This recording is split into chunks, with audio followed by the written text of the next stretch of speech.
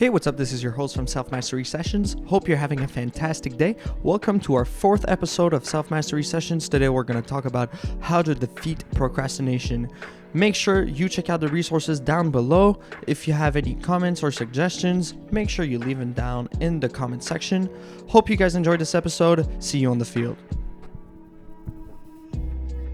We're on. God damn. We're good. Woo. We're back, guys. I know you guys really enjoyed the last setup. Fortunately, we're back. Budget downgrade. But hey, listen, I'm so happy to be here. I'm so excited about today's episode. The last one really was great. As of we're recording right now, it just came out. Already had some great feedback. So really grateful for you guys like following us through our journey. And if you're one of those viewers that stick with us since episode 1 and you really have that consistency, well, this podcast is for you, man. This is our gift to you.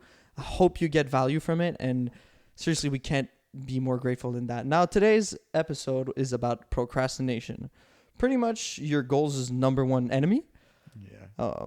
Listen, I used to be a crazy procrastinator. Oh my God.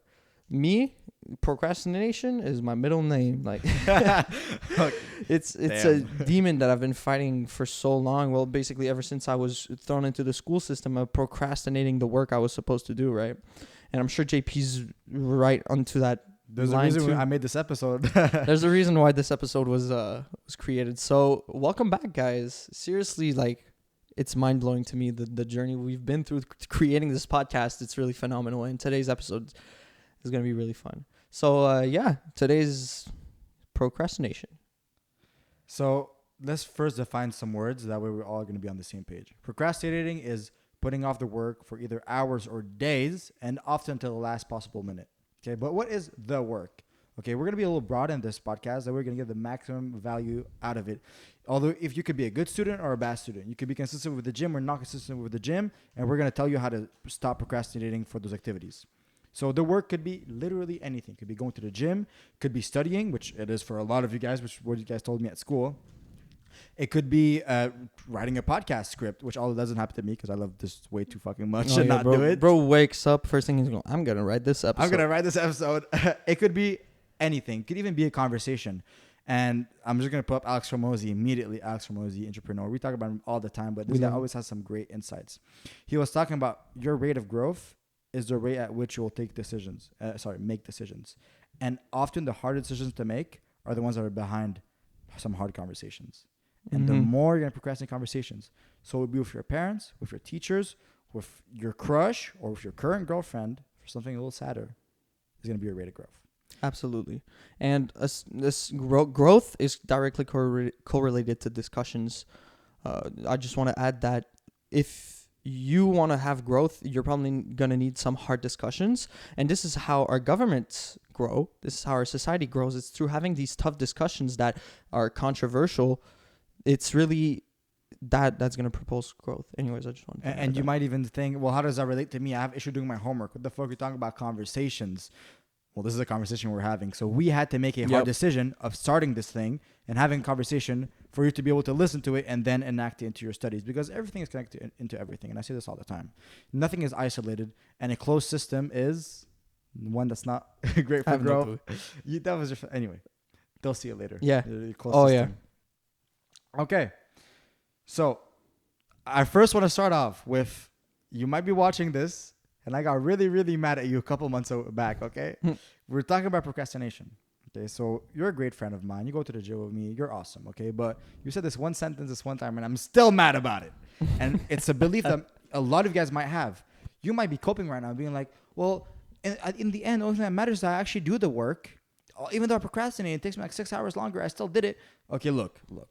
If you're going to get home after school, take a nap, eat, play some video games, watch a YouTube video, play some more video games, eat, and then at 9 p.m. you will do your homework for 2 hours and then get a good grade and be like, no, but it doesn't matter, I procrastinated because in the end I still got the good grade. Blah, blah, blah, blah, blah. I'm mad at you. I'm very, very upset with you. Why would you take those 6 hours and waste them? Like, you're not even trying at this point. And this is a thing that I really want to drill in with this podcast is trying. Okay, in order to be intense, you can't procrastinate. Procrastination is like And complacency is like the polar opposite to trying hard. The athlete that is trying hard is not procrastinating the fucking work because he knows the things we're going to talk about right now, and it's probably like tied to his purpose. Okay, so let's begin. Mm-hmm. Enough yelling at you, although we'll keep yelling. We at you will keep throughout the yelling. podcast. We're just like that. First question: could you tell us what is actually behind procrastination? What is the paradigm shifting psychological concepts underlying procrastination? Fancy big words to saying what is behind procrastination. Well, procrastination is simple. It's basically, how do I say this? Friction. No, that's not it, right? It is, well, it's getting out of your comfort zone. It's pain. It's pain. It's pain, and it's when you delay that pain. And usually problems that aren't solved right now, they compound over time. So they're going to get even worse when the more time you let it simmer, I guess you could say. So procrastination is basically pain. And when you could procrastinate with anything. For me, one thing I realized, especially recently, is when I try to fix my car. Well, that's a form of procrastination for me. I'm just delaying the pain of doing the hard work and doing what I actually need to do, what I'm actually supposed to be doing to add value or create benefits towards my goal. Well, it's just I'm delaying that pain of having to do the hard work. Now, one thing you could visualize that in some way. You're like, well, sending like 1,000 cold emails, for example, it's a very basic example. Well, it's your copy paste and you just send, but you're gonna tell yourself that, oh, well, I'm bad at sending cold emails. You're gonna give yourself a butt ton of excuses just to delay that pain, and just itself that pain of you forcing a certain set of beliefs on you is. Sorry, it's basically procrastination. I lost my train of thought. Sorry, we're kind of rushing this episode. We're kind of crush of time, so take a breath. So basically, procrastination to me is when you have a certain positive feedback loop inside of a closed system.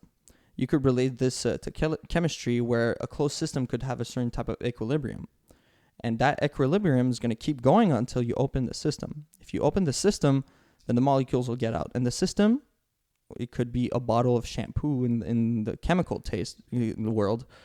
But if you look at it in the real world, your limiting beliefs and those words that you say to keep yourself in that certain paradigm that you're in right now, basically excuses, well, that's your system. That's your closed system. So to open that system, you need to change the way you think and change your paradigm. And the way you change, and to change the way you think is through experiences. And you can either have your own experiences, so you can experience you solving your procrastination problem, or you can experience it through other people, which is what books are, which is what podcasts are, which is what YouTube videos are. It's somebody experiencing something, us experiencing procrastination, fixing procrastination, which is still an experience because solving a problem, you're still living through it. It's still an experience. You're still putting your 5 senses onto it.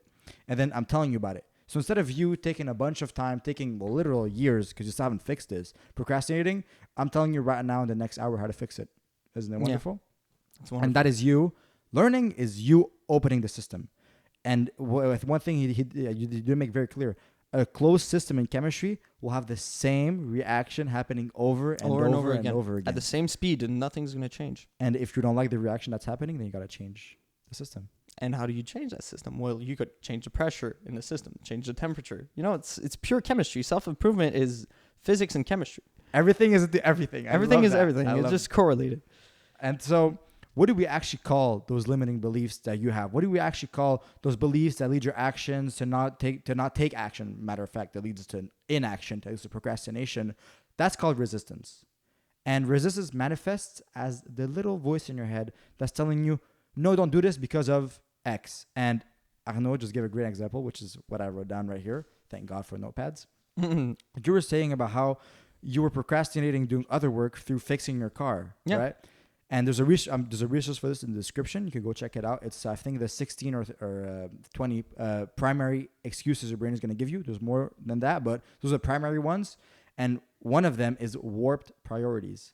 And you put fixing the car as a bigger priority than, I don't know, helping the lives of of thousands of men through time, right? And so that's warped priorities. That was a little voice in your head, and you listened to it. Absolutely. Because guys, we're so not perfect at this either. But the first step to overcoming resistance is acknowledging it. And I told you guys this was literally quite recent because I just started like actually working on the car and trying to fix stuff. It's recent. So when you guys listen to this podcast, really don't like look at it as like, oh my God, they must be so perfect. And like really, no one's perfect. And a system and a certain set of idea needs to have an ideal. A concept needs an ideal, but that ideal can't be too rigid. And I'm quoting Jordan Peterson on this. It can't be too rigid because humans aren't perfect. So whatever we say about changing your paradigms, it's going to be really hard. And yeah, you might slip, but that's why you need to set those little rigid, not too rigid ideals in your concept. Powerful. Yeah. Every concept needs an ideal. Mm-hmm. Damn, that's smart. This guy pulling out Jordan Peterson. Damn. Man, just Jordan Peterson, when he just talks, and I'm like, oh my God, I just absorb new words, and I'm like, what? Well, you're absorbing words. You're opening the loop. You're changing the reaction happening, and by changing the reaction, then you're putting a new input, which change your actions, which correspond with the results you're getting. That feedback into you opening the system further and further, and having an open mind and understanding and acknowledging these things and keep learning, which is the beauty of it. Yeah. Don't live in a closed system. I was talking again to another one of you guys that is probably watching this, which is, it's amazing how our audience are literally people we see at school. Like the idea for this episode was, and you're also probably watching this. Oh, come on, man. You're sat next to me in math class, and I turned to you and I was like, what's the biggest problem in your life? And you looked at me and you were like, I procrastinate a lot. And then I made you a whole ass episode. I hope you're watching. If you're not watching, come on, bro. I made this for you. Come on. We did this. But where I was going with this, our audience is mostly people we know. And he was, now I remember, and he was telling me about how every single night he was getting bad sleep. Every single night for the past 4 years. Told me the last time I had a good night of sleep was during COVID. Bro, that's 2020. It's been 4 years. It's a long time. And I looked at him and asked him, did you ever look up on YouTube how to get good sleep? And he said no. Your whole life has been affected by this one pesticide in your brain, and you haven't even looked up on fucking Google how to fix it.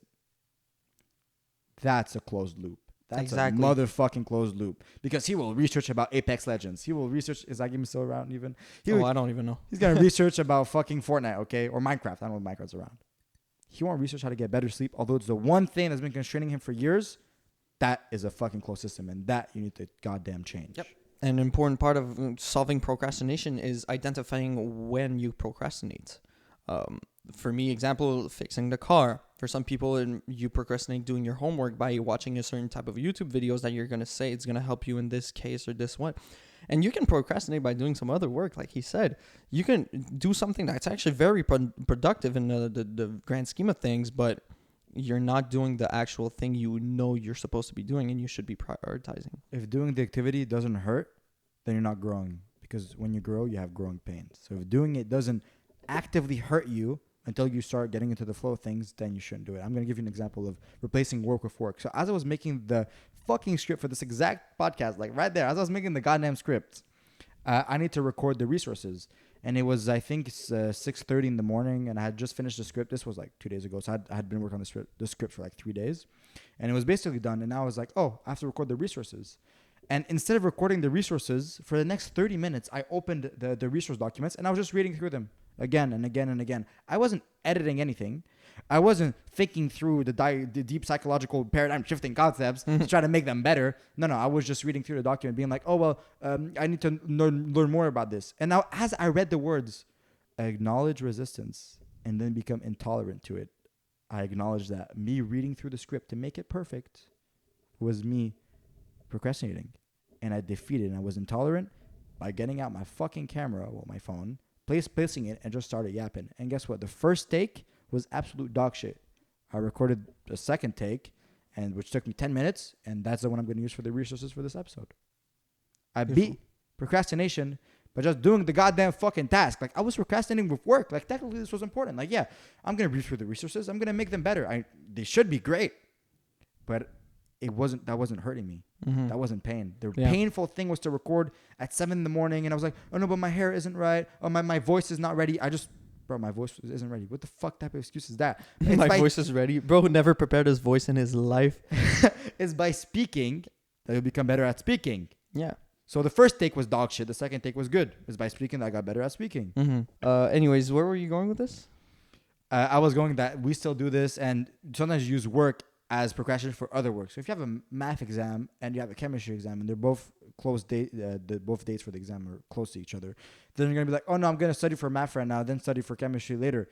Bitch, I know you're not struggling in math. The chapter is not that hard, the one we're doing right now. I know what you're talking about. We're in the goddamn same class. Okay, you're watching this.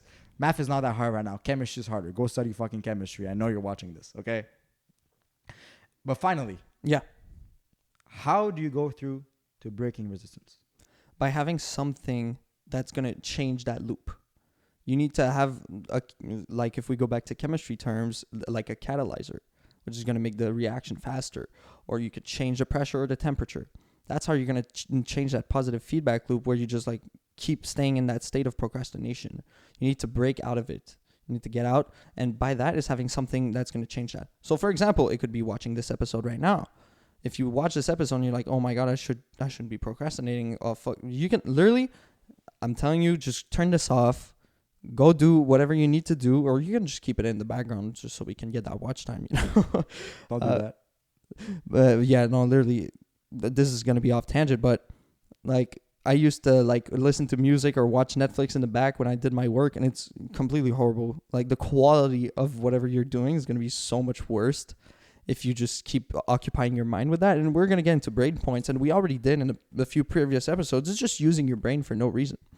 And one thing that also changed in my lifestyle quite recently is I stopped. I'm a big fan of music. I really like music. I enjoy it so much.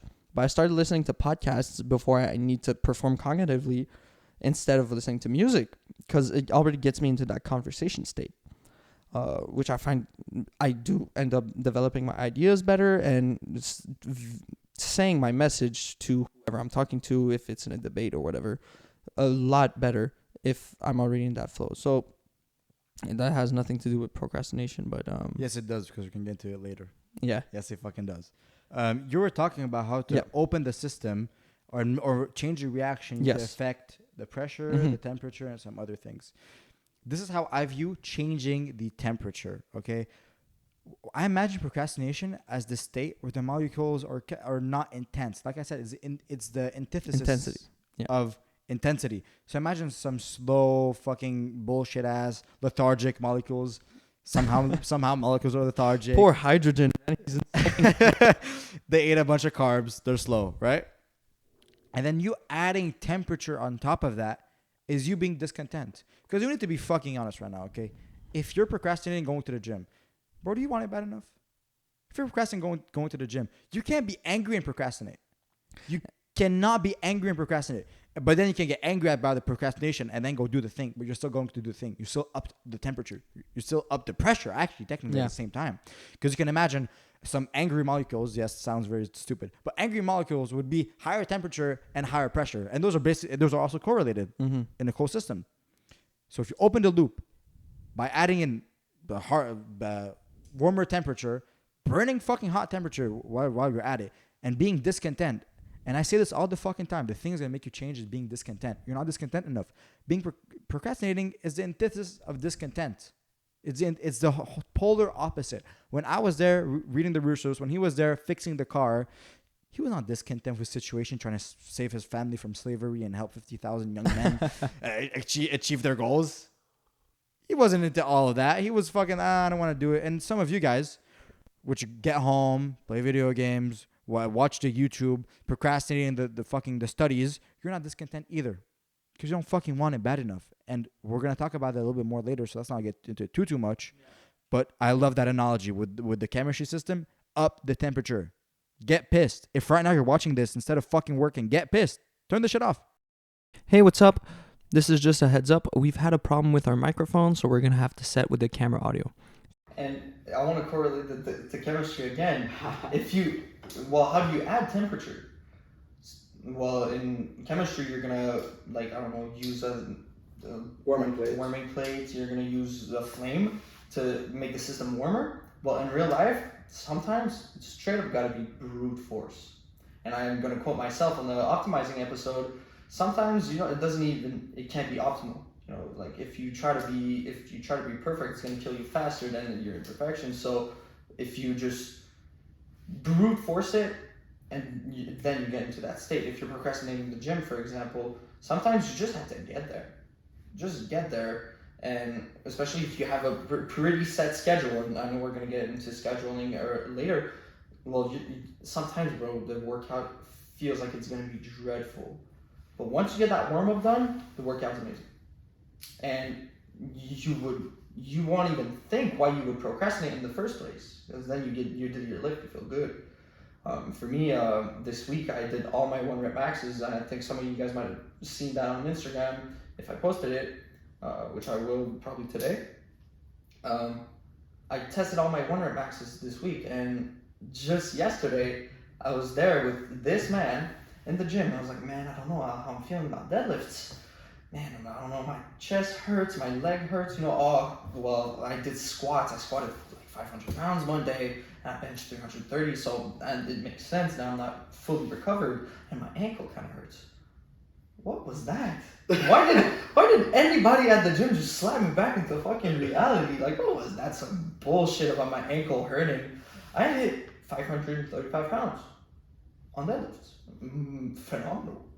And it just had to be brute force. It just had to be like, oh, you know what?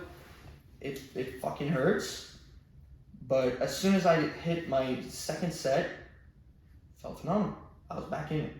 So if you procrastinate anything, sometimes it just has to break that system and to add temperature. You just got to do it with brute force. And this is a quote from Chris Williamson. I love him. The best day to begin work is just to begin work. Yeah. Yeah. The best day, like, you know how in the gym you go to warm up, but warming up usually entails you grabbing a lighter weight, and then doing the fucking movement. Sorry. But you're working out. Yeah. If you grab a lighter weight and you prepare and you do the movement, well, you're still working out. It's not like your actual weight, actual big weight, but hold up, you're working up to that. You grab the weight and you're actually doing it. You're working out now. If you get on chest press and you put half the weight as usual as a warm up and then you hit it, well, you're still doing chest press, aren't you? But the intellectual version of that into work or studies is don't bullshit with fucking warm-uppers. I used to do that too. I used to wake up and I would sit there and I'd be like, oh no, but if I listen to a song right now, and if I listen to the song, I'm gonna be happier. And if I'm happier, I'm gonna make some better scripts because I'm happy. It's like, what the fuck are you talking about, bro? If you actually wanted to do that, bro, just smile. Sometimes I like my days are just shit, and I literally want to die. But sometimes I just force a smile, and I can feel all the muscles in my face, like it kind of. You know when you're kind of sore and you just have to move that muscle to like get it going. Sometimes the muscles in your face aren't even ready to smile. Like, so you just gotta force that smile so you can get that. Okay, the muscles are back. Now the rest of your day is good because you've been smiling all day. And it's been scientifically proven so many times that just smiling for 10 seconds is not only gonna make you feel happier, but the people around you happier. So if that's your excuse, I got a solid solution fix like that. Just smile, bro. Just smile. That's good. So don't get too caught up into the warm up. Of course, working out, okay, of course, fine. Yes, muscle building. We understand. Don't get injured. But your brain is not gonna be injured if you like open the book and immediately start reading. It's not like I died. Yeah, no. You begin reading, your brain melts. Like no. But the best day to begin work is just to begin work. Yeah, just do it. Start working, and we're gonna get into like actual like pre-work things to do. But yet again, that's optimizing. Optimizing is gonna the most bang for your buck. But defeating procrastination is just getting the fucking bucks in. It's just fucking doing it. Okay, This is not episode 2. We're not telling you how to optimize when you actually do start to begin doing the work. Now we're just getting to do the fucking work. And doing the fucking work cannot be optimized. Okay, it can be to an extent, and we'll get into it. But at a certain fucking point, just go fucking do it. Like today, I had a shift for 6 hours in the gym from 7 to 1. And 6 hours is not that bad. But still, I was there, and it was towards the end of my shift, so I was like, oh man, I'm so tired. Like, I don't want to go do my workout. Plus, it was legs, so of course I didn't want to go do my workout. No one was. No, it's the legs. And so, but of course, you know, I caught myself, and I wasn't going to procrastinate. And the thing I told myself was this. I just saw the action I was doing for what it is. JP, you've been sat at this desk at work for the past 6 hours. You stood up a little bit to clean the floor, talk to the clients, do some bullshit. bitch, you've been sat down for like 5 hours in total. And also, You can't go do legs. And also, when I was at the gym, because I used to work there too, because there's some scientific evidence to back the fact that there's 3 types of fatigue. There's mental fatigue, physical fatigue, and boredom fatigue. If you get bored, and trust me, when you sit at the desk, especially when there's no one coming in for 6 hours long, you get bored. So if you have a workout after, it's like, oh man, I'm so tired. The reason why you're gonna say that is probably because you are tired of boredom. And again, it's bullshit, honestly. Like, it is scientifically true, but it's just coping. You're just coping. Because at the end of the day, you gotta get that workout in, and sometimes those workouts feel like shit. You really don't want to hit them. But those are the most valuable workouts. So even if you are tired, you had a long day in your body, you did a lot of mental work, you were bored in that day, you had all 3 types of fatigue, sometimes you still gotta just do it, and you can apply to everything else. Like, oh man, I'm so tired, I don't know if my reading is gonna be good, but at least you're reading something. You just gotta do it, and just gotta start doing it. And this is what I'm hearing very often lately. It is dudes saying either, oh no, we have exams coming, so I can't go to the gym, or it's dudes saying, oh, we just had an exam, I'm tired, can't gym. I can't. Bitch the fuck. Bitch the fuck. Okay, look, a lot of you guys, I'm at the gym basically 9 times a week somehow, okay? I'm there all the goddamn time. I'm there every day, working out, and then working right after, okay? I'm there all the fucking time. I see you guys, okay? You were coming consistently before, but now you're like, oh no, but this is the end of year exams, and I know I don't have a girlfriend, I don't have a job, and I know my grades aren't even that good, but I can't come to the gym because I need to study. He's so violent. He's so violent. All of that to say, of course I'm not in your family. Maybe perhaps you need to take care of your grandma, your little siblings. I understand. But I don't. Because you can free up your time. You can have some hard conversations that you procrastinate with your parents about you taking care of your little brother sometimes when you'd rather be at the gym, and you could be at the gym if you had a conversation with them and work that out. And you guys are like, oh no, but I need to study, I need to do this and do that. If you actually got home, studied for 5 hours from 3 to 8, and then got to the gym, well, okay, maybe not 5 hours, let's just say 4 hours, then 7 p.m., you can go to the gym from 7:30 till fucking 9, yes you can. If you actually got home and studied for those 4 hours, first of all, you get like hundreds on every single exam because that shit compounds so quickly throughout the week. Second thing, procrastination is the thing that's limiting you from getting anything you want, because procrastination is literally not doing the fucking work. And you're telling me you can't go to the gym because you're studying, but then you get home and you're not even studying. What the fuck are you doing?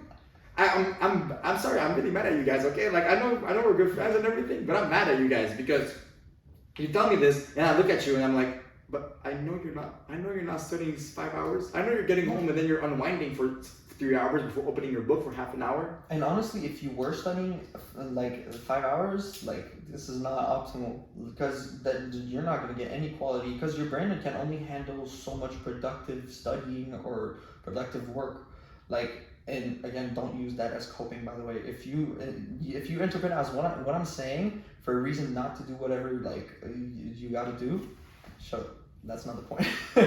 But there's only a certain amount of time you can allow your brain to have fully undivided attention.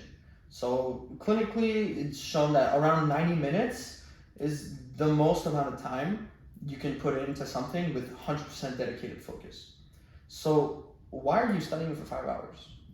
Because after that hour and a half, you're just probably circling in circles. You're just going around, probably not doing much.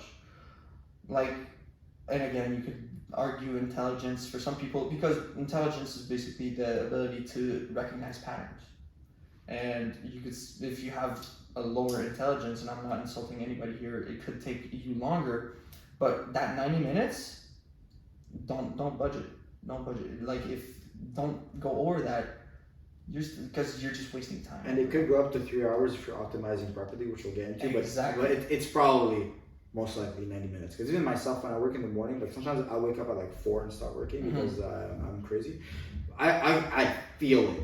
After 90 minutes, I'm slower. I go from like 100% brain capacity to like 70. But I can still keep working. Oh, you can keep working. But then after another 90 minutes, then I'm like 30% brain capacity. So after 3 hours, like 30% brain capacity means that every single hour I'm putting in is 3 times slower than the hour that were prior, 2 hours before. So I stop there and I go eat breakfast. I go do some other things. The time that my brain recharges. But I can't stress this enough. Really, don't use what we're saying as coping.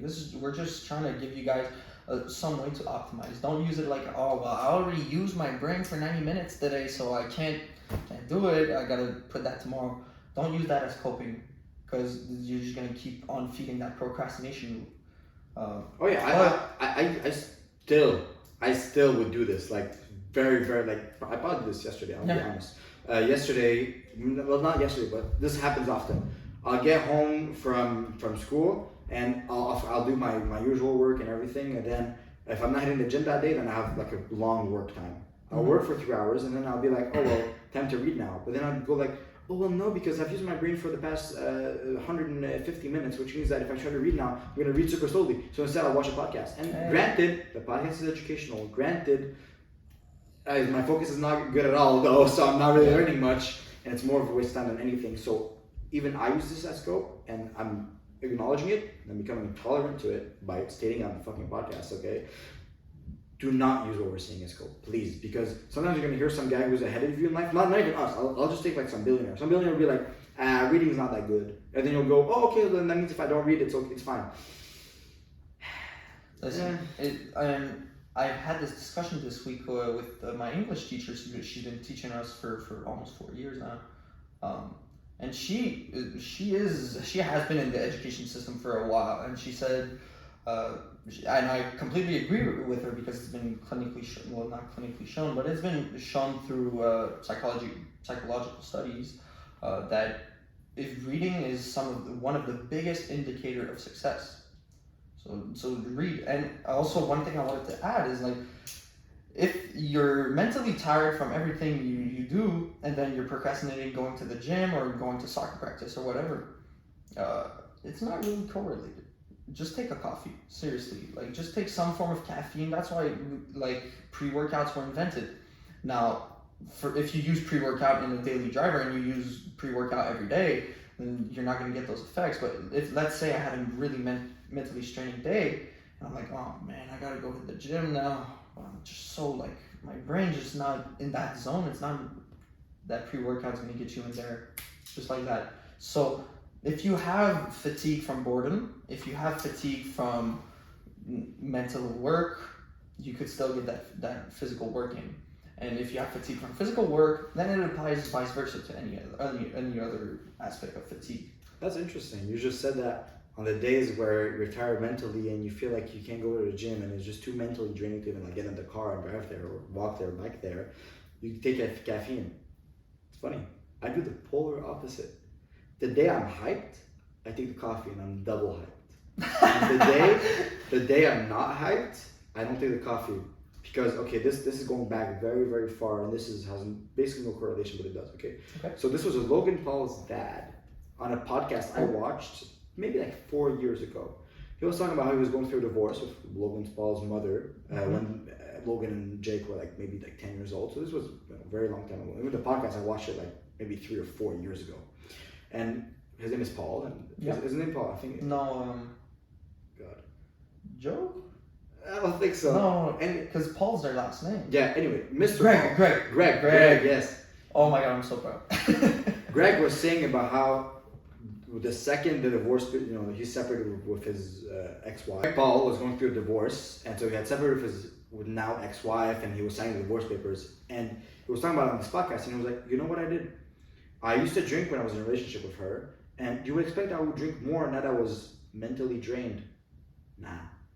He said he wanted to feel all of it, and he didn't want to have a crutch, and he didn't want to get addicted, and he wanted to be one of those guys that needed support in that moment from a substance and not a person or connection or work, meaningful work, that is. And that is the same way I feel with this, although it is not as painful as a divorce. Still, it's painful going to the gym when you don't want to. Of course it's painful, that's why you're not doing it. Because humans have this bias, which was said earlier, humans have a bias for pain avoidance. You don't do things that cause you pain. Duh. But you have to, because growing pains. If it doesn't hurt, probably not growing. If you go to the gym and it doesn't hurt and you're not sore, man, you're never gonna get muscles. Like, this is an obvious fact, and then you can take that fact in muscle building and adapt it to self-improvement or knowledge work. If doing the math homework doesn't drain the shit out of you, then you probably weren't doing it hard enough. Or perhaps you understand very well, which is awesome for you, but probably not trying hard enough. And relating it back to what Arnaud was saying, so on the days he feels tired, he gets the coffee. On the days I feel tired, I raw dog this shit. Because your brain computes reality as it is. Your brain does not know about the past. Close your eyes and thinking about the past. That is your present.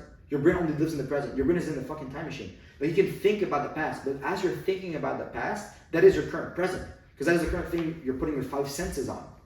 It's a little bit crazy to say, right? Because you can't perceive the past. If you close your eyes and you think about the past, technically you're putting your eyesight, although it's not your eyesight, it's just your brain. You're putting your eyesight on the past, which is crazy thing to say. But your brain just computes the current moment. And if the current moment it's going to compute is insanely painful, great. I don't want to numb that fucking pain. Because next time, it's going to be a little bit less pain. I'll be like, oh, well, last time I was fucking drained. It's like if, let's say, you went running, okay? I remember this, I run very, very often, but there was this one time a few months ago, and that was my hardest run. Not because it was my PR, it wasn't even my PR. It wasn't because I was going the fastest, it wasn't the fastest I ever went. It wasn't for the longest, it was the same time as usual. It was that day, I so didn't want to do it. And now every single time I go run, I'm like, thank God, because last time, that one time, 2 or 3 months ago, that was super, super difficult. Now I can think back about it and be like, oh, thank God it's not as difficult as that time. And I use it as motivation. I did not use any supplements, drug, or is it alcohol, in the case of a divorce, something more serious. I went without any crutch. So, you could try that. You can actually try it. You know, like, if you feel tired, go fucking through it. I was reading The Way Spearman at work today. Well, don't tell my boss. And there was a chapter that says, hold your deepest realization. And essentially, it talks about being present and feeling who you are in truth and being authentic and stuff like that. But you could also read it as, feel the present moment for what it is. If this fucking hurts, feel for it, bro. Feel it. It fucking hurts. Good. Acknowledge it. Become intolerant. Fucking feel it. I love the Way of the Superior Man. We always got to throw it in there. It's phenomenal. Read it, guys. What the fuck are you waiting for? We're walking ads, basically. Just keep procrastinating. We just keep promoting that book for no reason, but for great reason. I want to thank JP for that great addition, because now people can understand like the value of not numbing the pain. And when he brought that up, I was like, well, that's a great point he's bringing. I rarely take pre-workout, honestly, because I feel like I'm just always excited to go to the gym. Honestly, I don't want to say I'm that guy, but like I'm just always excited to do so. But you know, for some people, it can be really painful to do whatever step you got to do. So, for example, was JP his run, and he felt through that pain, like the Way of the Superior Man suggests. And it's a really good addition that you brought that, because now people can understand the value of taking it. The value of taking any substance is to make your brain maybe sharper. If you really want to optimize for optimal performance, you can do that. But if you want to optimize for mental gains as opposed to physical gains, for personal growth, then you can go that route. So we're offering you 2 routes. If you don't feel like going to the gym, do it anyways, because you're going to get a mental gain and you're going to break that cycle of constant procrastination. Or take substances. Well, don't do drugs. Don't do drugs, please. Make sure it's legal, whatever you're doing. Because I know some of you guys might know Mike Mentzer, crazy science-based bodybuilder, and more of the Arnold era, the golden era of bodybuilding. And he was a raging meth addict. He was a raging meth, and he loved methamphetamines. And I mean, if that got him through his workouts, he had a great physique, so we're not going to blame him. He was also doing all sorts of PEDs, so it kind of adds on top. But that's the 2 routes we suggest. Either go through it anyways, or take substances. Yeah, just raw dog it, bro. Exactly. Raw dog. So really, I think it was a great addition, and you brought that up. I was like, wow, seriously. Try it next time. Next time you feel tired, don't take the coffee. Yeah, for sure. Don't take the coffee. Isn't it crazy how we're literally giving advice to each other like on the podcast? Yeah, It's like double yeah, win. it's like last episode. I think I was just sat there. And I was yapping, and then Yeah, JP was yapping, and I just like, guys, I think I gotta take some of his advice. Like, I think we should start uploading every week now. Yeah, so we're still like we're recording this podcast, and this just proved that again we're not perfect. We do know a little bit about what we're doing, but we truly don't know, and we live through the present moment, and we learn every time, and we compute the present moment every time we're here. So we're learning as we discuss while we bring different points to the table. We're still learning, and so that's why this podcast is so valuable, because it's valuable to you. I hope it is, especially if you've been watching through episode 1, 2, 3, and 4. you're a G, by the way. You're crazy. Seriously, if you watch through every one of our episodes, like, wow. Like technically, now you should understand how to optimize your life for different goals. You should understand how to stay consistent, and you should now understand how to maintain that consistency by breaking through procrastination, which is breaking through resistance. Like you should be pretty far. Like if you apply all this, and the variable everybody forgets, which we don't want to forget either, is time. Mm-hmm. Never forget time. Everybody computes learning and knowledge and forgets time, because things compound. The same way that problems compound, good actions compound, okay? Please give it time. Don't tell yourself, oh, well, I've watched your last 2 episodes and now I know all these things, but I can't apply them. Give it time, bro. Give it time. Self-improvement never ends. It's like your whole life. It's also, you can call this to the gym. Like, yes, you want to get in the gym and get gains fast. I understand. So did I. So does everybody wants to get gains fast. Fair enough. But think about it. You're probably going to be working out for a very, very long time. This I know I am. I know I'll basically never quit bodybuilding or weightlifting or any type of exercise. So anytime I feel impatient, anytime I feel like this should come faster, first of all, look at my actions. Are my actions corresponding to my goal? Am I actually putting in the work? And if I am, bro, just give it time. If you watch all of our episodes and you keep watching every single week, your trajectory is going to go like this. Okay, put a graph. Yeah. I forgot to put a graph on the last episode, and I felt so stupid because like that was just an empty video. Just oh shit, my microphone's unplugged. Oh fuck. How long has it been unplugged for? I don't know. Ooh, that's bad.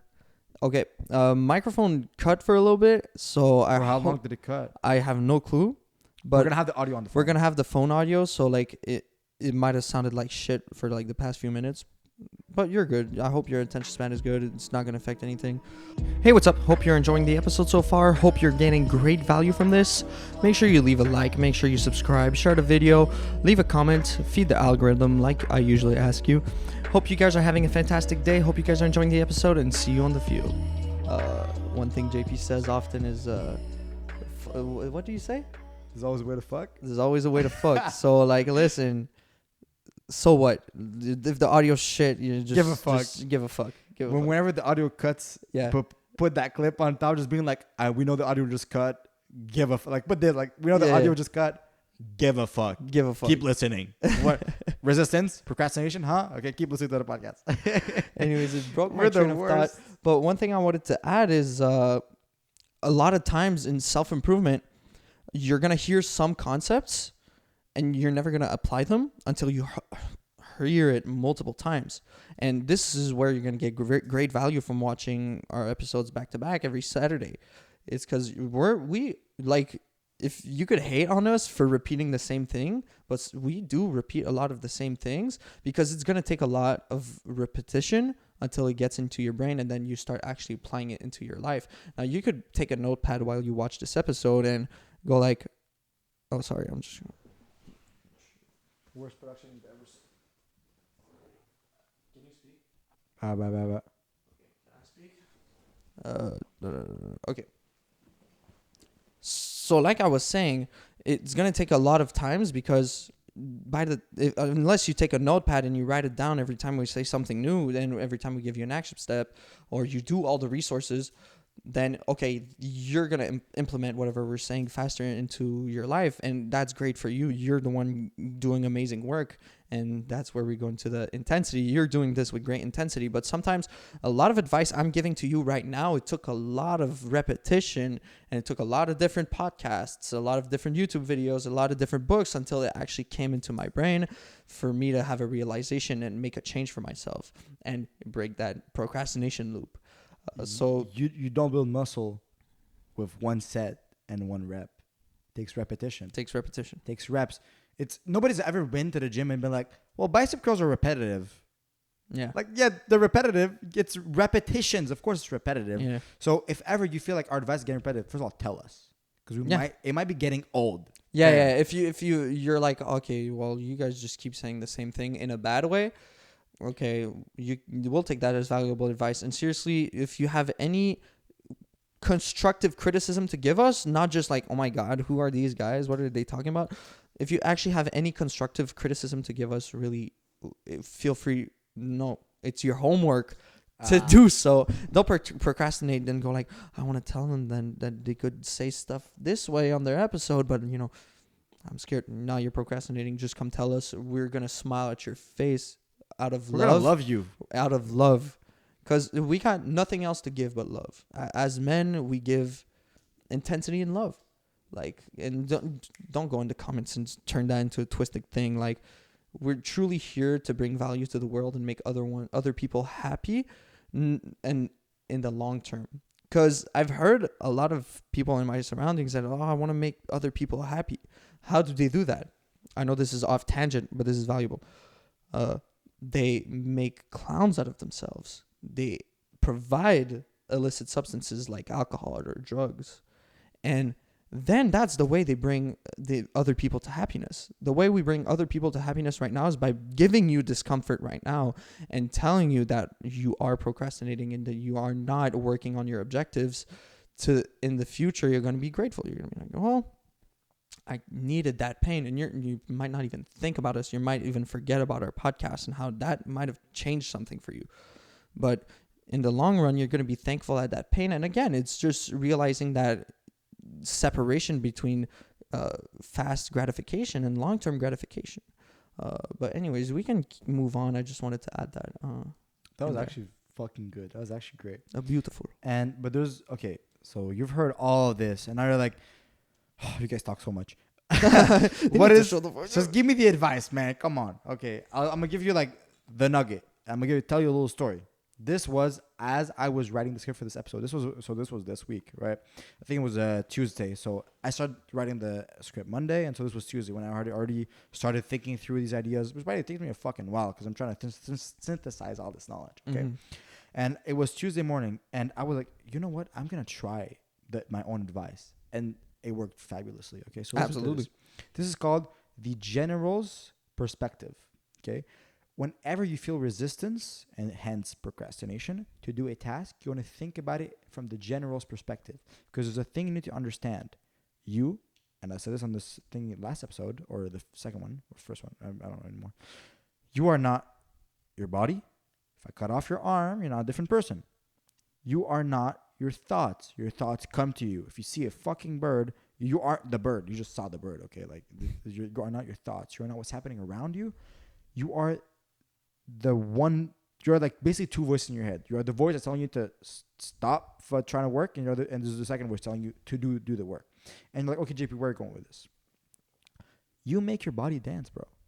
You don't let the body control you, because if you let the body control you, you will, just like in physics, any body that is in movement wants to stay in movement. Anybody that is not in movement wants to stay not in movement. If you let your body control your behavior, you won't take action. Okay, and I'm gonna give you a concrete example right now where I let my mind take control. I woke up and I was like, okay, let me try this. The general's perspective. The second I opened my eyes, I literally said, this sounds cringe as fuck. Man, who cares? Okay, come on. You've been watching this for like what? Maybe like an hour. You know us. Fine. I was like, get up, soldier. Like general perspective. Get up, soldier. Get up, soldier. And I literally I opened my eyes and I was like, turn your feet, because to turn my feet, like leave the bed. Turn your feet. Turn your feet. And like, stand up.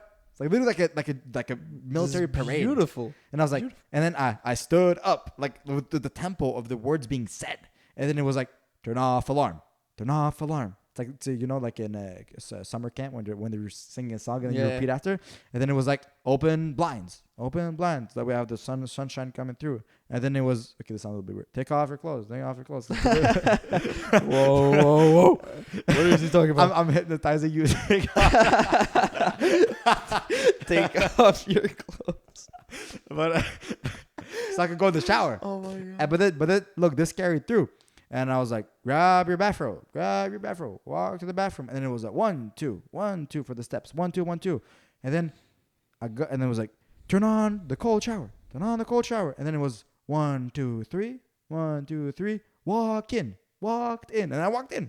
And this was the fastest morning routine I've had. Military style, months. Man. Yeah. In months. I was usually, I'm going to be honest with you guys. Usually I wake up and I'm like, 5 more minutes. And then 5 more minutes? And then I stay 5 more minutes. Although I'm really hyped to go work, I'm still, because I'm procrastinating, getting up. Everything is not doing an activity is resistance. Mm-hmm. Resistance can be good. It's like, I'm not going to go rob the fucking dude because I'm going to feel resistance to that because, but then, that's justified resistance. But the resistance you're going to feel that isn't justified. Like, why the fuck would I not get out of bed?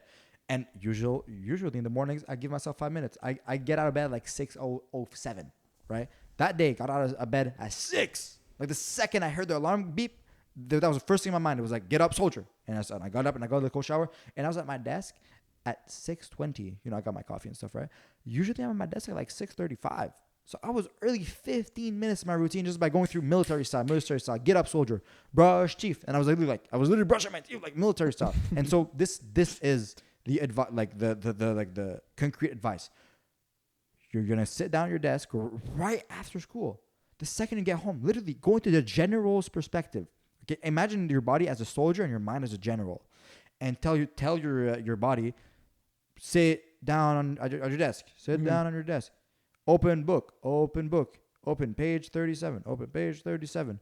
Read number 1 out loud, soldier. And then you're gonna read it out loud in your mind. You get what I mean? And then you're like, chemical reaction of CH4. And then you keep reading, and it's like step 1, and then you write step 1. Finding how many grams of this, and then guess what? You're doing it. Exactly. You beat the procrastination. Exactly. You're doing it. Now you're actually doing the homework. Yeah. It's beautiful. Yeah. And I also want to add a little thing to that is when you listen to this episode, I want you to identify where you're going to get resistance. Because let's say, I'm going to give you an example. Let's say you're going to have to go defeat a dragon, and JP knows where I'm going with this. Yeah. Let's imagine you're like, how do you say that? A knight, and you're trying to go save a princess. Yeah. If you know there's going to be a dragon in the way, well, you're going to be prepared mentally to go fight that dragon. But if you don't know that dragon is there, then you're going to get fucked once you notice that dragon is there. So now that you're listening to this, I want you to notice where you're going to get resistance and when you're going to get it. Because it's always the same thing. Like JP said in the last episode, you probably might hate on routines, but you probably already have a routine where you go to school, right? You come back right to school, you open your computer, you start playing video games. It's the same thing. You know that resistance is there. So the resistance is the dragon. Once you get home, know that there's going to be resistance because you're watching this episode. And then attack it. I've got such a great story for that. Thank you for bringing that up. Okay. So this is, I think, a Vietnam War story. Okay. Okay, and this is absolutely beautiful. Okay, as we say in French, attache ta tuque. Strap in. Strap in. It's not even that long at all. Okay, and I'll give you the lesson at the end, right? So there's this dude in this Vietnam War, and I think he's British or American. Doesn't matter that much. It's a dude. He's going to Vietnam to go kill the communists, as you do as a capitalist. And so then he's parachuting in from, let's say, a British plane down into Vietnam with a little squadron of dudes. Let's imagine there's 12 of them. That's not the exact number, but it was a squadron. Let's just say there's 12 of them. Mm-hmm. And so they all parachute in, and they don't have their guns because when you're parachuting, you're not holding your fucking gun, right? You got it probably in your backpack or something like that. And they were coming down. They were going to land in this one place. But the place they were landing in was enemy territory. They weren't landing into like an Air Force base or anything. No, they were landing in enemy territory.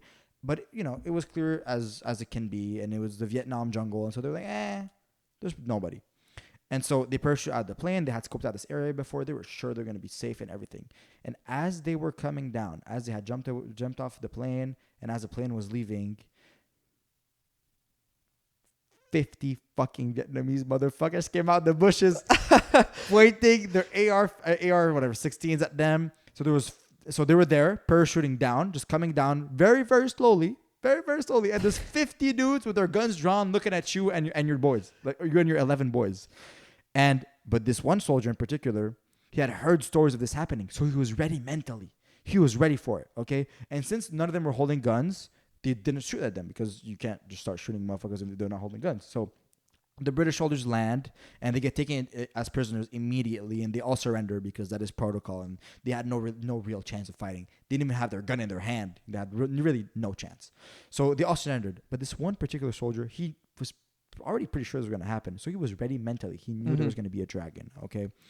And for the next couple of months, he was prisoner of war with around like maybe 1,000 guys, 1,000 other British soldiers, Americans, stuff like that were captured. And he's watched one by one as all his friends died. Not from being shot, not from being beat too hard, but by their body giving up on them. They would be all pushed into one single, very, very small cabin where there's 150 dudes, like in a place where you cannot fit 150 dudes. And some of them would suffocate to death. They would die in their own feces. It was absolutely disgusting. Because all of the other dudes that died thought help was coming. They were all optimistic. He was the least optimistic out of all of them. He knew there was danger. He knew help wasn't coming. Or at least he wasn't hoping for help to come. He knew this was going to be difficult, and he was a hardened man. And he had heard the stories of war, and he knew there was a dragon. Hence, out of the 1,000 squadron, he's the only one who survived. Phenomenal story. And the lesson is this. The optimistic dies first. And now you're like, JP, prisoner of war, bro, I'm trying to do my math homework. I'm trying to do my math homework. Come on, man. But look at this. We've told you this is pain. If it doesn't hurt, then you're not growing. So now we've told you this. Now, really, next time you're going to go work, this is going to be difficult. This is going to suck. This is going to be hard. Mm-hmm. Hell fucking yeah. Because do you want to be one of those prisoners who die in their own feces? I don't think so. No, of course not. That was a good story. That was a hell of a story. Like, seriously, he got my attention. I was captivated. I was like, wow, Vietnam. What? By the way, Vietnam was a pointless war, but let's not get into that. Bro, although you promised to not get political. I promised before this episode not to get political. Okay, I promised it. Come on. It's about procrastination. You want to get political? I want to get this. Okay, we're getting way off point now. Yeah, but yeah. Like, it's funny. Of course. And so, general's perspective. Okay. And this is a neat little trick. So this is like actually just like a trick. There's no real paradigm shift in psychology behind this. It's just a nice little trick.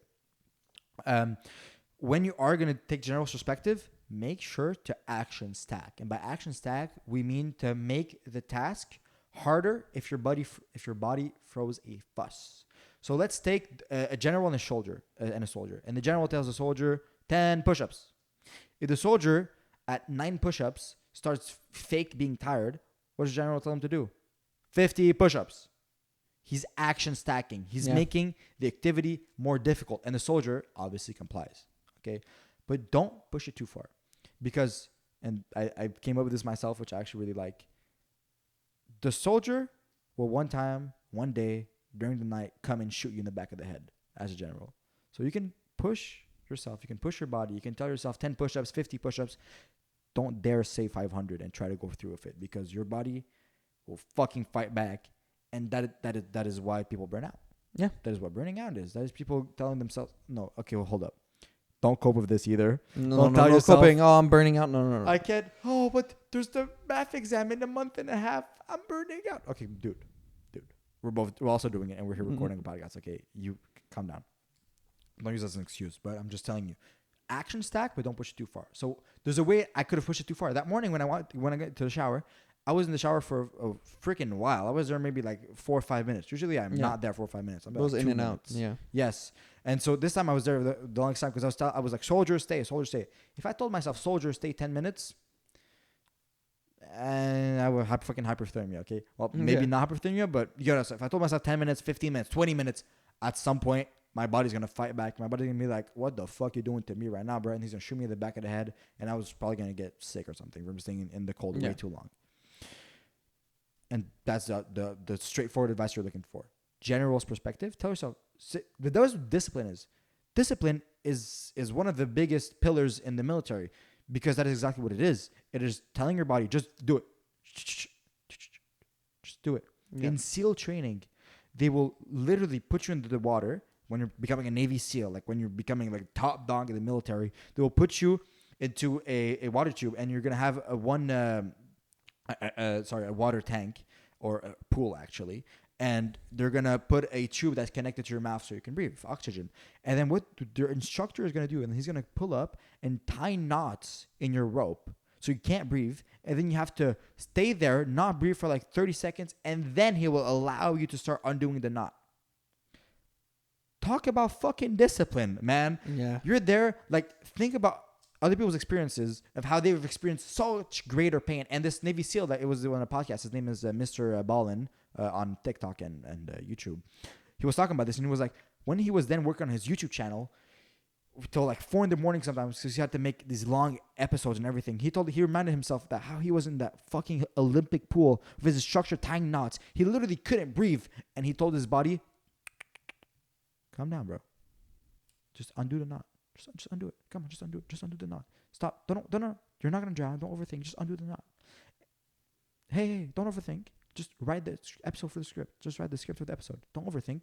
Research this. Just research. Just make notes. Don't overthink.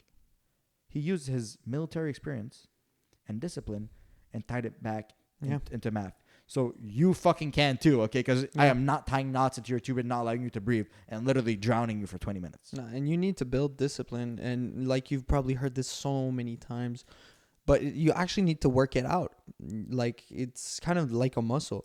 Because if you've never told yourself, oh, I just got to go do it, you know. I know some people personally that, you know, when they're asked to do something, they're never going to do it. And when they know they should be doing something anyways, they don't do it.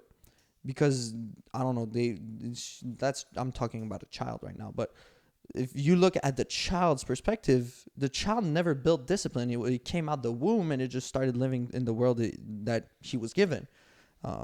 So when you're a child and you've never actually got disciplined as a child, well, when you become older, it's going to be harder to just go do the hard work. It's going to be harder to just go work out or whatever because you've never had that discipline built. So you got to work out your discipline. Sometimes nobody's going to tell you. And nobody's going to tell you when you're alone in your bedroom, you're there and you have to get up because you've been sleeping in. You have to get up. No one's going to tell you, hey, what's up, man? You need to get up. You know, you have to grab yourself and just drag yourself out of bed. And you sometimes you just got to say, fuck it. Like, why am I here? Fuck it. I'm just going to have to go work. Just simple like that. And you got to build that discipline. And it's going to become automatic at one point where that you're just going to be like, oh, what the fuck am I doing? Let's go work. You know, it's going to be easier to engage that discipline through time. And I got a great story for this? Yes. So this story is from, just beep out his name, Nico. Yeah. Great guy. Amazing guy. Like we said last time, great guy. And I was talking about him on the last episode, which was about your FTE, your fuck this event. You know, he got a bad grade in math and he was like, oh man, I'm trying to be a doctor. Fuck this. He started working really hard.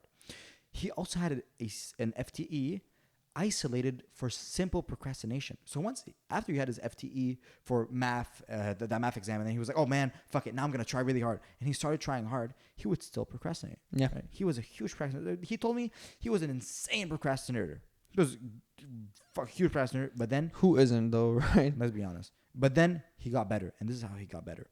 He had an FTE for procrastination. One day he was there and he had watched 2 hours of shorts. Like he opened YouTube to search up something educational, like for chemistry, let's say.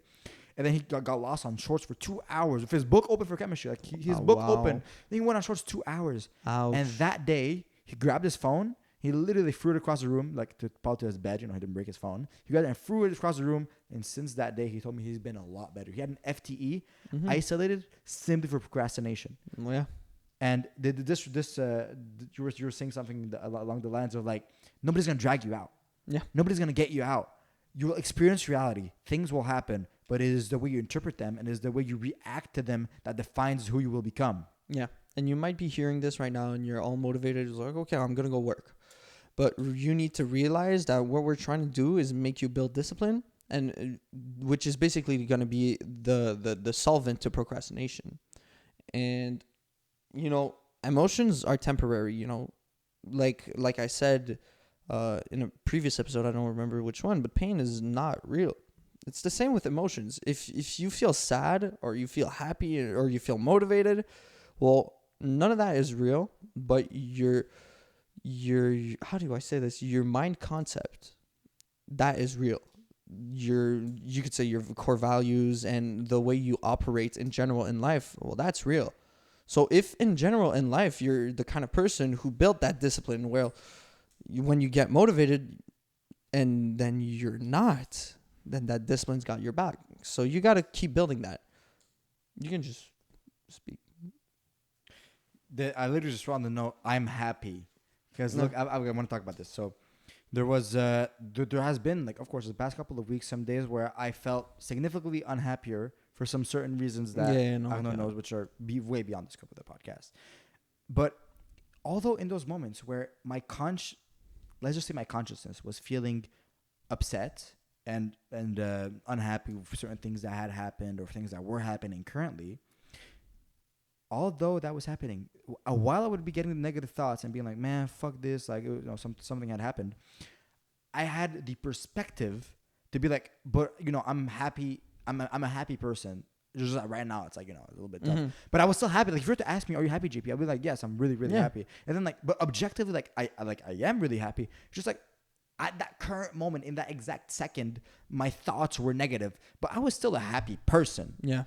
I was still good. It's like, let's say today during my shift, like, if you were to ask me, JP, are you happy? I'd be like, yeah, I'm happy. I mean, I'm bored as hell. Yeah. But I was still happy. Yeah, like, for I'm a sure. happy person. I didn't change as a person. Right? This is what we're talking about, like, right now. Like, who I am did not change because of what I was experiencing. I set the parameters for my own reality. I'm a happy person. Oh, yeah. I just decided that. Yeah. I decided I'm a happy person. So although I was bored as shit, I could get fucking stabbed. I'll be in the hospital and you ask me, are you happy? I'll be like, I mean, I'm happy. Yeah. Like, I just got stabbed, but like, am I gonna survive yet? Then I'm in pain, but I'm happy. Yeah. I'm still exactly. I'm still fine. Like, I'm happy in my life. Like, can I still do some bicep curls? I can, and then I'm still happy. Yeah. Can I record episodes? I'm still happy. And at the end of the day, like, when we're giving you this advice, we're just trying to give you a divergence of fields that bring you fulfillment in life. So again, I'm quoting Jordan Peterson on this, but as an example, he's being attacked by the Canadian Psychologists Association. He's getting his license revoked because he said certain things on social media. He said that the only reason why he could truly voice his opinions is because, well, he had multiple sources of income and he was fulfilled in general in life as a man. You know, he has a great family, a loving wife, a business. He's a clinical practitioner, and he also, like, is a university teacher. He has multiple avenues of revenue. So he doesn't care if he loses in one of them. So when we're giving you this information, well, our audience is truly people that are overwhelmed by school because it's the only thing they have.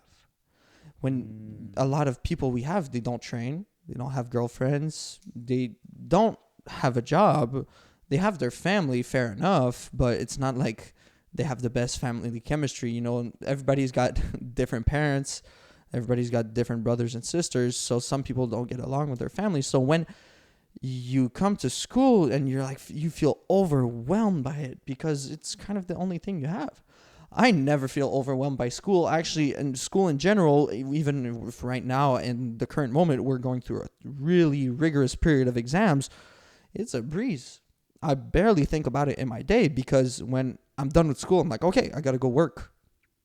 I gotta go actually do like my job that I'm currently doing, and then okay, gotta go work out. Then I gotta go read, and then gotta work on whatever else I'm working on. So when you have multiple things to fall back on, then you have so much more fulfillment in life, and that's what I'm trying to give you, the viewer. Because right now, if the only thing you have is your video games, then if the power goes out, you're mad. I remember I have this one friend. He lives quite nearby to me, so like every time we lose power, then he just sends me like, hey, and he probably knows I'm talking about him right now. I love you if you watch this episode. Thank you so much. But he's like, hey man, we lost power, man. Fuck this. Like, man, I was just trying to chill, you know, and like we don't got power. No, I also play music, so usually when I lose power, I can't work, I can't read because all my books are on my computer, and I work from home. So like I can't work, and if I already hit the gym, like okay, well, only thing I got left is pretty much playing guitar. I just play guitar. So I'm just trying to give you guys a divergence of fulfillment, give you multiple things to get fulfilled, and you're gonna have to build that through discipline and procrastination. Like, listen, when I started playing guitar, I was absolute dog shit. And sometimes passion is gonna drive you through it, but if you actually want to get it done, like, I don't want to learn this song. I don't want to learn this scale. I don't want to learn this certain exercise to do with my guitar. I don't care. I don't want to do that exercise. Well, pure discipline is going to make me better. So I'm going to enjoy it more. Because if you're better at something, well, you're going to enjoy it more. I'm better at the gym. I enjoy it more. I'm better at guitar. I enjoy it more. I'm better at reading. I enjoy reading more. I'm just trying to give you guys multiple fields of fulfillment in life. And JP said, like, yeah, I'm a happy person in general in life. I'm a happy because he has different fields of fulfillment. His purpose is one thing, but there's multiple things that brings him fulfillment and brings him purpose. Because you have purpose in different things. Like his purpose in the gym is for this specific reason that is somewhat aligned. It's like a pyramid scheme when you think about it. Like it's all about one thing, but it all kind of diverges, and then that one purpose at the top, well, that's your happiness. So JP's generally a happy person in life, and we're surrounded in school by people who are constantly, like, I don't want to say sad because it's negative. I don't know, but negative. Like they have negatives, like, oh man, we got so many exams, and stop moaning, bro. No, oh my god, one thing that bothers me so much is like me and JP in class, we always have great sleep, right? Well, not always, but most of the time, we are caffeinated through hell. Just coffee's good, right? Maybe it's becoming a problem. It's maybe becoming a problem. I have some more coffee. But and we're so happy with our current situation, even though we are dissatisfied by it. You know, we're never going to be happy with, like, satisfied with what we have. We're not going to be content. Exactly. You have to make that like differentiating factor. Like I think Charlie Morgan was saying that, like, yeah, he was happy at $10,000 a month, but he was not satisfied with that, and now he's at $200,000 a month, and he's still not satisfied with it, even though he's at $800,000 a month. Oh shit, my fault. I'm sorry. My statistics were false, but you know, he's still not, like, content with this situation, but he's a happy person in life in general. So when I was talking about when we're sat in school, well, some people are like, man, it's 8 a.m. Can you guys chill? While me and JP got our big smiles on our face and we're pumped up to attack the day. They're like, oh man, it's 8 a.m. These people are negative because the only thing they have is their grades. So when they get a bad grade, man, life is terrible. Life is horrible. But once you get a good grade, okay, my life is good. So your happiness and the way your emotions, basically, because the whole reason why we're talking about this right now is because we were talking about emotions previously. Well, your emotions are completely dictated by one thing. And how are you going to make any progress if you got a bad grade in school and you're sad, you're going to play video games, jerk off, and then you're going to go to sleep? No. I get a bad grade, I'm like, fair enough. Next, hit the gym. Next, go work. Next, read. Like, and you could say that's because I plan my day, but it's because I got so many things to do. And there's so many, those avenues are also different. You know, I have my job, but my job has nothing to do with school at all. So whatever happens at school, well, the job is going to be fun. Well, whatever happens at the gym, I get injured, the job is going to be good, school's going to be fun, playing guitar is still going to be fun. If I break a finger, like, okay, yeah, I can't hit the gym and I can't play guitar, but I can still somewhat type on a keyboard, you know? So I just wanted to add that a little bit in there. I got a couple of things on that too. Of course. You're talking about basically diverging your sources of fulfillment. Yeah. Right. And you're talking about how most people's source of fulfillment currently, or meaning, or the only thing they actually have in their life is school, and then it's all instant gratification. So it's like you're jerking off, or it's shit on your phone, Which is or not video fulfillment games. at all. It's McDonald's. It's empty. Then what are you during summer? Because I said this on the other episode, but really, summer is 13 days. 33 days. What are you during summer? Because if the only thing you are currently is school, then during summer, what are you? An instant gratification robot? Because that's what I was. Same here. An instant gratification robot. Wake up, eat fucking cereal, sugar, video games, hang out with my friends, fucking smoke some bullshit, hang out more. Bro didn't even know what he was smoking. What is that? Just give me. Let me try. And then fucking China chemicals, and then get home, probably eat some fast food, Uber Eats shit, and then just play video games because now you're good. Hey, today I walked 10,000 steps. Oh man, Yeah. I had such a You walked rough day. You walked to go to the drug dealer. Yeah, you walked 10,000 steps. Oh my god. Yeah. Oh, I walked and I wasted time for 4 hours, and all of our conversations were, look, spending time with your friends is not a waste of time if you're speaking about the type of shit me and him speak about when we are together. Like this conversation we have right now, we have the same conversation with just me and him together, and there's gonna be an episode at some point. You're just like getting better friends and everything. Yeah. And where I was going with this is like during summer, what the fuck are you if the only thing you are is school? Diverge, please, for the love of God. Get into fitness. Get into a sport. Get serious into a sport. Because a lot of you guys are diverging like, oh, well, if things are going bad in school, then I've got my soccer. But if you're not even trying hard in your soccer, then do you really fucking have it? This is something that psychology of money taught me like very clearly. It's like when the one part of the stock market goes down, if your portfolio is diverse, then not your whole portfolio is going to go down. So whatever we're saying right now, you can apply this to money, or whatever you learn about money, you can apply it to self-improvement. Seriously, everything in life is somewhat correlated. Like I love it when me and JP are sat in chemistry or physics. We're like, oh, Newton said this. This also applies to self-improvement, like the law, Newton's second law about inertia. Yeah. But we just quoted it a few moments ago. Like everything is somewhat related. So if you can just find a way to like analyze it and well, this is one of the it. points. Okay, I'm not rapid firing, so we can get through. I'm rapid firing, so I make sure I'm covering everything. Okay. The steps to overcoming resistance: you acknowledge it exists, and then you become brutally intolerant. Okay, and some tips are this: see tasks for what they are. Mm-hmm. Doing your math homework is you grabbing this one graphic-looking motherfucker, typing in numbers, pressing equal, and then writing it, and then doing that a couple of times, and then you fix the number, okay? You're dreading it. It's dreadful. Bro, I was dreading doing calls for my job for a while until I realized the call is me dialing numbers, grabbing the phone, asking some questions, which I do all the fucking time for free, not because I'm getting paid, asking some questions, and then eventually hanging up the phone, making money or not making money, okay? See tasks for what they are. Running is putting a foot in front of the other. Running is putting a foot in front of the other. Yet you struggle so much to do cardio. See, you were talking about how cardio was your biggest enemy in life and how you couldn't do cardio and you hate cardio. And you still fucking did it. Why? Because cardio is putting a foot in front of the other. I'm being a bitch right now because my ankle's fucked, but let's not talk about that. Okay, the doctor said it's fine. The doctor said it's fine. It's putting a foot in front of the other. Recording a podcast, like this was with the resources that I had to record the other day. I'll tell you the story. Mm-hmm. It was me press on the camera and then reading this document and then saying what I was just reading right there and then just talking about it for a couple of seconds. Minutes. That's all it is. That's all making the resource was me saying words, which clearly I fucking love saying words. Okay, I think you guys have realized.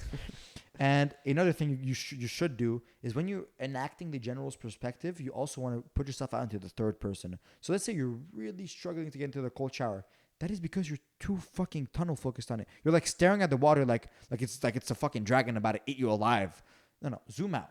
Like zoom out for real. Like, you know how people say get perspective? Get real perspective. Like, imagine yourself in third person. Like as if you had a camera on your left side and you're seeing yourself walking to the shower and then just staying there and like turning around a couple of times, putting your head in the water and then putting your face in the water and just turning around a couple more times. Don't be too tunnel focused. Be into the present moment. Fine. You don't want to live outside of the present moment, but you can be there for a couple of minutes, a couple of seconds even, if you just get to do the task. If running is fucking painful, but then you, first of all, general perspective, run, soldier, 1, 2, 1, 2. Second thing, see a task for what it is. Put a foot in front of the other. Hence, 1, 2, 1, 2. Put a foot in front of the other. 1, 2, 1, 2. Both at the same time. Plus, add the third person perspective. We're just looking at yourself run. Like, does this look intensely difficult? Putting a foot in front of the other. I know it hurts. Okay? Get some perspective. Actually zoom out of your own reality. Those are the points I want to hit. Yeah. Finally, the way you do one thing is the way you do everything. So if you're not going to take your study seriously, then you're probably not going to take your fitness seriously. But if you take your fitness fucking seriously, then you're probably going to take your work seriously. Mm-hmm. Because the way you do one thing is the way you do everything. If you're slacking in one vertical, you're going to slack in another. Because being intense is a skill and is a way of life. You can't be in vacation and working super hard at the same time. Those are polar opposites. But then if you're in vacation at the gym, because you're barely there half-assing it, then how the fuck do you think you're going to be a monster when you're studying? You won't be. That's the thing, you won't be. Exactly. And finally, I've said this many times, just analyze your thoughts, bro. When that morning when I was like, my voice is not ready. Bitch, please, okay? Don't listen to your own cope. Acknowledge the resistance and overcome it. And the action step for this, unless you have someone else to add, is just to fucking do the task, okay? Yeah. No. It's that simple, man. I know we have an exam coming up. I know we do. I just know we fucking do. If you really need to go study right now, if you haven't studied yet today, turn it off and go study. Turn it off and go study. I won't get mad at you. You've been here for like an hour and a half. Turn it off and go study. That's your action step. We've said all this shit right now. Right now, you should be able to go study. There should be no part of your excuse right now is probably, oh no, but this is really interesting and I'm into it and I need to learn some more. Is it painful to watch this? Probably not. But now you're sat down comfortably listening to our beautiful voices screaming at you, basically. This is not painful. But honestly, I think it is. Like, because I think we do bring a lot of truth. And if you are making it to this point and you're actively listening, then you're going to have some deep realizations about yourself and the way you do things in life. So it could be painful, honestly. But if it's not, go do your work. But this gets me so sad. Is the people who need our help the most or the people who will feel pain in the first 5 minutes of the episode and then walk away when the real intense value is further along the episode when you have some more context. Yeah. That fucking sucks. Yeah, it's but painful. this is why clips exist. And this is why short form content exists. So you can get the message that's an hour and a half to the episode in a 1 minute clip. But it's just not the same thing. You don't have the same context. Of course. So if you're watching this, then you're probably already a killer. You probably already understand these concepts. But now we've just clarified them for you in some tangible ways. Mm-hmm. But this is what sucks. Like the person who's gonna watch a 2-hour lecture on nutrition is probably not fat. No, of course not. Yeah. That's what sucks about it. Yeah. Moving on. What do you say to the person who's now sat down but feel like they can't work? Just do it. Like, seriously, if I was there to tell you something, and if you're watching this right now, consider this. I'm there to tell you something. Just do it. Like Nike said it a long time ago. Just fucking do it. Because that's going to build discipline. It's really in and out. It's input and output. You're thinking about doing something right now and how you should be doing it, but you're not. Well, click off this video, just fucking do it. Like, isn't it this simple? If I could be there with you whilst you're sat down in your little office chair and you're just, I don't want to do this. Just do it. Just do it. Do the hard work, especially when you don't feel like it. I didn't create that quote. It's Hamza. It's Hamza's quote. It's not mine. But do the hard work, especially when you don't feel like it, because you're going to build that discipline. So if I was there right now to tell you something, just do it. Do you know what? In the script, we have some productivity tips. Nah, fuck that. Fuck the productivity tips. We're not going to tell you, you need to pay us $10. No. Pay us. No, fuck you. We're not giving you the focus tips. No. You're not. Hey, if you're still procrastinating, you're not putting enough bucks to even get an optimal return out of it. So Exactly. no productivity tips. It's like if you trade crypto. I know guys who trade crypto. Like, you gotta get some money in there so your coins can go back up. You know what I mean? Mm-hmm. Whatever shit coin you're investing in. Well, it's not always shit. It's not always shit. So you can make some good money in there, but that's not the point. But now, let's say you've sat down, you've built the discipline to actually just sit down, and then you started doing the work, especially when you didn't feel like it. But, sometimes you're fucking up and you just can't get it quite right. What do you say to the person who's still struggling? Can you repeat the question? I'm going to cut it out. Just what do you say to the person who's still struggling? If you don't have any ideas, I've got a perfect example. What did I say to the person who's struggling? Still struggling. Like they've watched all this, they've applied this throughout the week, but they're still struggling with it. Well, if you know us personally, come see us. Okay. But again, I'm gonna have to repeat myself. If you know all of this and you know every concept we told you, and you still procrastinate, and you still eliminate sources of friction to do whatever type of work you're supposed to do, eliminate the dragon, and just fucking do it, man. That's all I have to say. I want to give an example. So as you guys probably knew, in Sec 5, 11th grade, whatever, we had this one big exam for French. If you live in Quebec, and if you don't live in Quebec, you still probably heard about it. That we had this one big exam, and you had a whole week to revise, and you come down the room, and then you write for 3 hours, as you guys probably know, and you probably already also have done the exam. The way I beat my procrastination, I didn't. The day I was supposed to study was a Saturday. I woke up, cold shower. I got to the desk. I went for I worked for a whole hour and a half without any fuss, and I actually did it. But after an hour and a half, I had planned to keep going for more. At some point, I grabbed my phone. I watched some bullshit. Some bullcrap. I went to the fucking kitchen. I got something to eat. Then I was like, oh, no, I'm tired now because I ate carbs, blah, blah, blah, excuses. And I was like, yeah. And then I was like, I don't even care about French. And I was like, well, hold up, wait, I need to pass French. and then I started reading again, and I was like, oh, this is boring. I don't care about this. And I was like, well, hold up, I need to try. And I did some bullshit work. I wasted like 3 hours. I would grab my phone again and watch some more show. I was like, oh, Drake and Kendrick. And then I listened to the fucking, I listened to the fucking song, which is good, by the way. But I listened to it, and I was like, oh wow, this one verse is so cool. I love how he uses rhythmic policies to, like, come on, shut the fuck up. And I didn't beat procrastination that day. And I was one of those guys who knows all of this, but still struggled with it. Mm-hmm. And I assume this is my reason why. Anytime I'm doing any type of work that is meaningful to me or that is cohesive to my goals, gym, speaking to people, having some hard conversations, recording a podcast, scripting a podcast, resources, anything that's business or stuff like that, or reading, I don't feel much friction at all because I see the point and I see the vision. Mm-hmm. And my biggest vice with school is that many times I get it done. But for some big tasks like annotating the whole thing for French and understanding the concepts and then writing out some like draft essays and stuff like that, which was a big task, I procrastinated the fuck out of that, and I barely worked because I couldn't justify it. I couldn't. I was putting my brain power into this when I knew I had an episode to script. But I didn't I heard it. I heard AGP have an episode to make. I didn't let that warp my priorities, which is one of the excuses. I was like, no, French is more important because if I don't pass this exam, I'm fucked, bro. I'm not going to get my diploma. But you guys might know this about us. We're not going to school next year. No. Which school might be a thing that we'll go to later in the future. Perhaps it won't be something that we'll go back to. And so for myself, I was unable to justify it that whole day. And finally, I know at the end of the day, I did some work. And the exam, I did fine and everything. But I could have done a lot better if I was able to justify it. Mm-hmm. And don't use this as cope.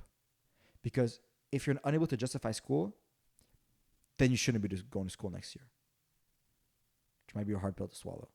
And if you're a younger guy, if you're 13, 14, 15, you can't not go to school next year because it's literally a crime. It's illegal. It's literally a crime. And I'm sorry for telling you this and bursting a bit of your bubble, but if you're a little older guy, you're our age, and you just can't seem to justify school, then think about maybe something you want to do for your life. Because I know it's the thing course that not. I don't want to do in my life next year. Listen, it's not something we're ready to partake in, but you know, you have to be mentally ready for it. You know, so especially for school, a lot of people. I know so many people. I know the reason why they're still trying is maybe for their parents, or they got into this program, or because you know that's the socially acceptable thing to go do. But then you're in class and you're like, oh well, I wanna seek higher education next year in something you don't care about. Be honest with yourself, and then you perform as shit in your exams, and you don't listen in class. You sleep in class most of the time because you're having an insane carb crash, and you went to sleep at 3 a.m. last night because you were playing World of Warcraft or whatever games people are playing FIFA. nowadays, FIFA. So is that really what you want to do? No. Listen, I still perform in school. Why? Because I have an interest in whatever they're teaching. I love chemistry, even though I'm not really good at it. I love it. I love physics, even though I'm really horrible at it. I still kind of like it, you know, and doing math and stuff like that. And there's subjects in school that I just genuinely enjoy doing. So when I'm there, I cherish it. I embrace the moment of doing whatever they're teaching us because I love learning many things. And JP said this multiple times to me that learning multiple things just make you better in whatever your genuine purpose is. Because if you know how to solve many problems, then you know how to solve problems. Anyways, that's not the subject. The reason why I still do good at school is I can justify it, like he said. Like, if I wouldn't have any reason to justify it, then that's completely pointless. But I just want to get my diploma. Why do I want to get it? Well, so I can maybe seek higher education in the future, or just simply for peace of mind. I won't be okay with myself if I don't get it. It's like something I don't know if we said earlier in some earlier episode, but you know, we would never be drug dealers. We want to make money, but I'm not going to sell drugs. It's just not in my self concept. I'm not going to go do that. The reason why I still finish my high school is because I want to get my diploma. So that's how I justify it. There's always some way to justify whatever you're trying to do. Is that programming? What? Is that programming? Like computers? This is a therapy session now. Oh, Is that programming? it might be. Is that because you don't want to disappoint your parents? Not really. Because I know your parents played a big role. You used to not care so much, and then at one point they got really mad at you, and then you started putting more effort into school. Is it for your parents? And honestly, in the way I am right now, and I think I talked to you about this, I don't really care what anybody says about it. And it might be really, really subconscious, but personally right now, if you ask me, and I'm going to be really honest with you guys, whatever's going on in my life, I'm really happy. You know, I have a great job lined up for June, which, mashallah, I will go through. Cut that out. Which I hope to God it will go through. You know, I'm genuinely grateful. I could not finish my high school and still be good with it. Have a great job next year, have a great life, be happy with it. But honestly, in general, I think it could be coping. It could be programming or whatever. But I think it's... Oh, shit, you making me break, man. He got me. If you're He got me. if you're fearless in this moment, what would you do? If you were fearless, tying it back to procrastinating. If you're fearless, you wouldn't procrastinate, first of all. But now we're giving you some like real like big scope life advice. If you're fearless, Arnaud, what would you do? If you're fearless, if you live as if your father was dead, we're not hoping death on him, but No. if you live as if your father was dead, what would you do? Because I know what I would do. Right now, I think I'd still finish it. In our situation that we're in right now, considering that we have literally 33 days left and a few exams that will be a breeze to go through, 'cause they're objectively easy. Like, I'm not going to say a chimp could do them, but like it's really not that hard of a task to accomplish. Considering we got a month left and the way my life is set up right now, I don't particularly think that it would change anything if my parents had any influence on the decision. What would you say to the guy who's in Sec 4, so in 10th grade, but is 16, so legally could not go to school next year. What would you say to him if he was fearless? If he was fearless, if you were fearless, okay, no, you know what? I'm gonna reframe that question. I'm gonna change it to, what if I was in the shoes of somebody who was 16? If I was 16, Because I'm 16, I'm a bunch younger than you. oh my God, true. Because in the That beginning, hits. in the beginning of this year, you were the same amount of year and month old as I was. Yeah. Because we have about like a 10-month difference. Yeah. So beginning of the year, September. It's basically me. So it was you in September, Yeah. and so that means I'm not going to school next year, and I'm basically the same age as you were at the beginning of the school year. So I would be that Sec 4. I would The be. way I used to think is that, I still think this way, is just not considering school, but the way I think is, if something happens to, for some reason, I end up failing X, Y, and Z thing, then I can always do it again later. And that, it might be delaying it into the future. If you want to understand long-term gratifications and stuff like that, then you're going to be like, okay, well, I should do it right now. And I always believe something you should, if you have anything to do, you should do it right now, whether it's having a hard discussion or, doing some hard task. I always believe you should do it right now. But when I was in school, I was like, well, listen, even if I drop out, I can still do it again. There's school for adults and night school, stuff like that. And there's still a gateway back into it. So if I was in the shoes of somebody who's like in 10th grade and who's already got his purpose aligned, because if you truly wander endlessly through life, then stick through the school system. I'd say at least through high school, because you'd like to have it that maybe sometime in your day. But I know some people who got into sales really, really early. Like they just finished their 10th grade and then they were off to selling insurance, cars, whatever, because that was their purpose. If you already found your purpose and you're already good at it, then school is just a limiting factor, and you can eliminate that. It takes a lot of balls to do so. Like, you have to grab them with strength to do so. And this ties back really. do I think mentally I could do that? This also ties pretty good back to procrastination. One of the things I wrote, which I didn't actually say, is that when you want to be breaking through resistance, you want to take an irreversible action. So let's say you're procrastinating a cold call. An irreversible action would be to just dial the number. Like, once you've picked up the phone, like you're not just gonna hang up. That's an irreversible action, right? An irreversible action could be, oh well, I'm not sure about how to do this one homework, so I'll text the teacher on Teams. That's irreversible. If you're gonna ask him for advice, you're gonna have to reply to him. Okay. Mm-hmm. You know what my thing was for the past 2-3 weeks, I've been getting emails from college, and I think last week, or maybe it was like the beginning of this week, I received an email that said, "This is your last chance. By 11:59 p.m. tonight, send your application, or you will not be accepted for the September session." And I took the email and I fucking deleted it. Put that shit in the trash. And, well, look, a lot of you guys watching this might be 16, and we're the same age. Like, even if you're a year younger than me, I'm supposed to be in the year before. So we would have been in the same class, both in Sec 4, both in 10th grade. Just so happens I'm in 11th grade because I was born just 2 weeks before that the deadline. I'm not any different than you. My friend said this to me once. David Goggins is a fucking human. David Goggins is going out on these crazy runs. David Goggins is a fucking human. David Goggins is putting a foot in front of the other for a while. David Goggins is not built different. He's got a great mindset that he built through time, practice, and feedback. But he didn't come out the wound like that. He was obese. He was 300 pounds. Hey, I would stay up till 4 a.m. smoking weed, and now I just took an irreversible action. I decided not go to college next year to try to pursue my purpose. Go into sales. Continue this podcast.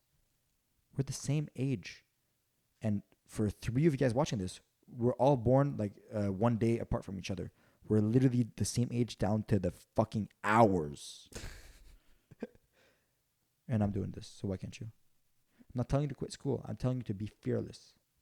For you, being fearless might be applying to university instead of applying to college. Mm-hmm. For you, being fearless might be taking a step further, going out further into going to more ambitious studies.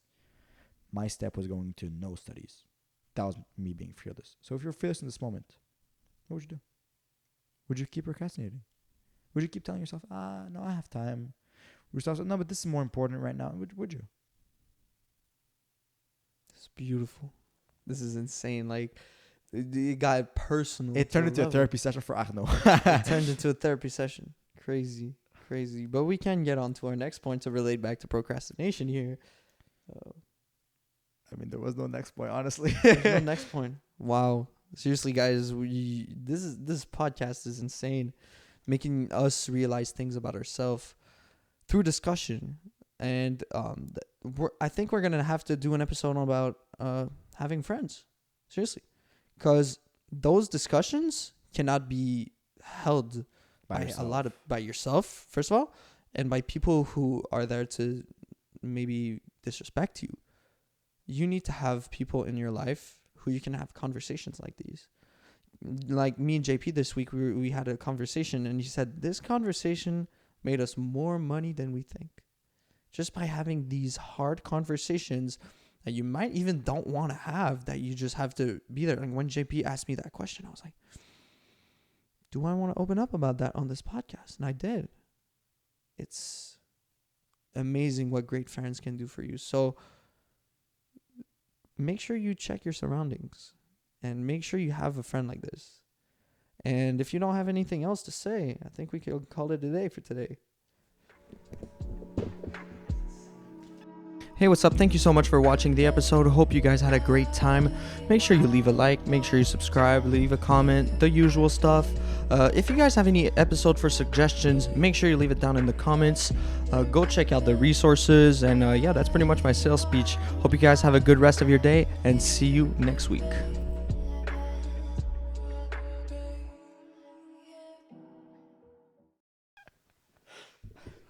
I just went to war and back, bro. God, We should after the episodes. We're like, yo, this was so good, bro. This was so good. This was so The episode began. We were kind of shit, but at the end, At the end, they got through a therapy session, bro. Jordan Peterson went